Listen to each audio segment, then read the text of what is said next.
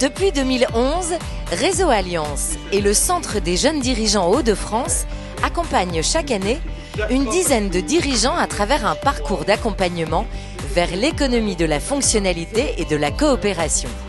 L'objectif, 1 an pour repenser son modèle économique, sortir de la logique industrielle et co-construire avec ses clients des solutions nouvelles avec une dimension servicielle plus forte.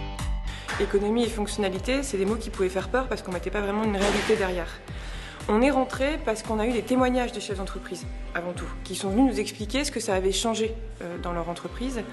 Et ce qui était intéressant, c'était le temps qu'on avait consacré, c'est-à-dire prendre du recul par rapport à l'entreprise et se dire on va sortir de la logique qu'on connaît actuellement et on va rentrer dans une dimension vraiment servicielle, c'est-à-dire en quoi on replace le client au centre, en quoi on va véritablement rendre service aux clients. L'économie de la fonctionnalité et de la coopération est donc un nouveau modèle qui intègre les principes fondamentaux de la RSE et permet à l'entreprise d'innover, de bousculer le jeu des marchés et de la concurrence et également de pousser l'organisation à la créativité et l'agilité. Les entreprises font face à un certain nombre de limites aujourd'hui, que ce soit la concurrence de plus en plus forte, un impact néfaste sur l'environnement, un ancrage territorial qui n'est pas toujours optimal, la santé des collaborateurs. Voilà, il y a un certain nombre de limites auxquelles les entreprises font face. Et du coup, nous, on a décidé de travailler avec le CJD Hauts-de-France sur l'économie de la fonctionnalité et de la coopération, où on accompagne des dirigeants à travers un parcours d'accompagnement sur 15 mois sur leur modèle économique. Que l'on soit une entreprise industrielle, de produits, mais aussi une entreprise de service. C'est l'une des questions qui se posent. Moi, entreprise de service, est-ce que ce parcours me parle? Est-ce qu'il est fait pour moi? Et la réponse, clairement, est oui. On a des notaires, on a des avocats, on a des comptables, on a des agences web, on a des agences de com qui suivent le parcours. Donc, il est vraiment fait pour tous les entrepreneurs.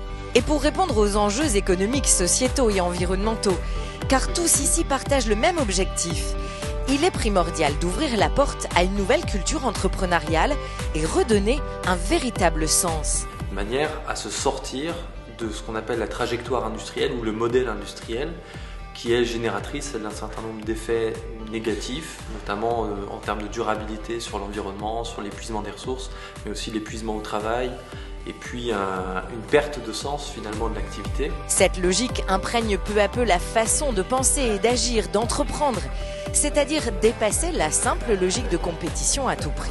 C'est avant tout d'abord changer le regard du dirigeant d'entreprise sur sa stratégie de développement. Il va du coup, des choses très concrètes qu'ils mettent en place très rapidement, c'est qu'ils vont prendre un client dans lequel ils ont confiance, avec qui ils sont capables de prendre des risques. C'est l'intérêt de la confiance, c'est justement qu'on peut prendre des risques avec un client. Et dire, voilà, je proposais de rentrer dans une autre logique qui est beaucoup plus servicielle.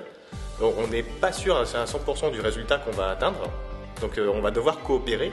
Ne plus fonctionner seul, mais coopérer et utiliser les ressources immatérielles comme la confiance ou la santé.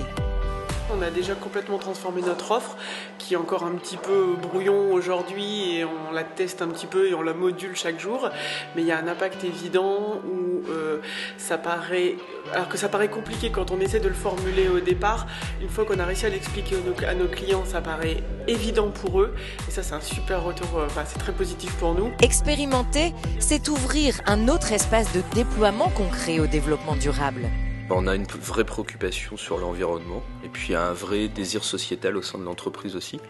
Et comme on est une jeune société, on est une start-up, on se dit que c'est le moment de prendre les bons réflexes et puis les bonnes directives dans ce sens-là. Et du coup, ça donne vraiment du sens, un sens plus profond à notre vocation de création d'entreprise et de création d'emplois. Ce parcours illustre donc l'impact positif et néanmoins profond de ces nouvelles pratiques sur les organisations des entreprises. Ne serait-ce que se poser et prendre le temps de réfléchir aux évolutions qu'on veut mettre en place, c'est déjà formidable.